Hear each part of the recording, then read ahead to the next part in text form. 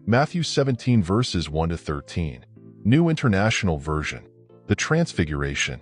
After 6 days, Jesus took with him Peter, James, and John the brother of James, and led them up a high mountain by themselves.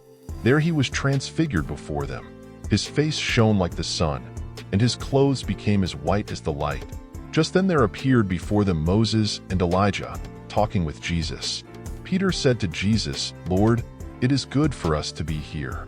If you wish, I will put up 3 shelters, one for you, one for Moses, and one for Elijah." While he was still speaking, a bright cloud covered them, and a voice from the cloud said, "This is my Son, whom I love. With him I am well pleased. Listen to him." When the disciples heard this, they fell face down to the ground, terrified. But Jesus came and touched them. "Get up," he said. "Don't be afraid." When they looked up, they saw no one except Jesus. As they were coming down the mountain, Jesus instructed them, "Don't tell anyone what you have seen, until the Son of Man has been raised from the dead."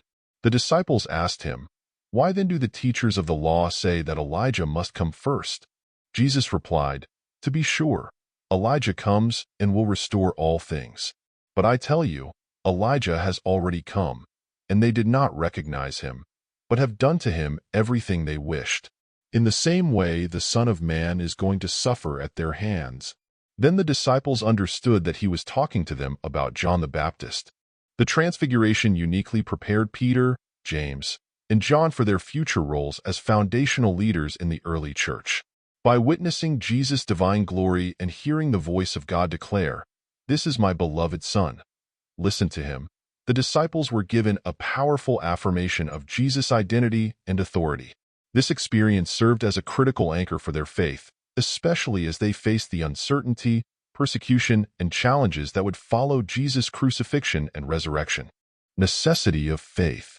The Transfiguration solidified their belief in Jesus as the Messiah, providing them with a glimpse of his divine nature that would strengthen their faith during times of doubt or trial. It offered reassurance that Jesus' mission was part of God's sovereign plan, even when events, such as his death, seemed to contradict their expectations. Call to obedience. God's instruction to listen to him emphasized the importance of aligning their lives and ministry with Jesus' teachings. It underscored that discipleship requires submission to Jesus' authority, even when his teachings challenge conventional thinking or personal desires. Reliance on Jesus. The moment revealed their dependency on Jesus, not only as a leader but also as the source of their strength and guidance. The Transfiguration reminded them that their ability to lead others would stem not from their own understanding or power, but from their connection to Jesus and his example. Preparation for leadership. As future leaders, Peter, James, and John needed this profound encounter to equip them for the immense responsibility of guiding the church. Their role as witnesses to this divine event gave them unique credibility and testimony to share with others, helping to establish the foundation of Christian faith. Ultimately, the Transfiguration was not just a moment of awe but a transformative experience that prepared the disciples for a life of faithful obedience and reliance on Jesus, equipping them to inspire others to follow him. Key insights from Matthew 17, Mark 9, and Luke 9. The Transfiguration. Jesus' divine glory revealed. Jesus takes Peter, James, and John to a high mountain where he is transfigured, appearing in radiant glory alongside Moses and Elijah, symbolizing the law and the prophets. God's affirmation. A voice from a cloud declares, "This is my beloved Son, in whom I am well pleased." Hear him, affirming Jesus' identity and mission. Disciples' fear and awe. The disciples are overwhelmed but instructed not to share the vision until after the resurrection. Healing a boy with an unclean spirit. A desperate father. A man pleads for his son, who suffers from seizures and is tormented by an unclean spirit. Disciples' inability. The disciples are unable to cast out the demon, prompting Jesus to express frustration over their lack of faith. Jesus' power and compassion. Jesus rebukes the unclean spirit, demonstrating his authority and the importance of faith and prayer. Jesus foretells his death and resurrection. Second prediction. Jesus reminds the disciples that he will be betrayed, killed, and rise on the third day. Disciples' lack of understanding. The disciples struggle to grasp the meaning of his words and are hesitant to ask for clarification. Teachings on greatness and humility. True greatness.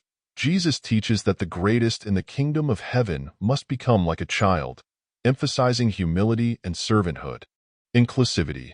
Jesus addresses concerns about others casting out demons in his name, stating that anyone not against them is for them. Additional themes. 1. Faith and obedience.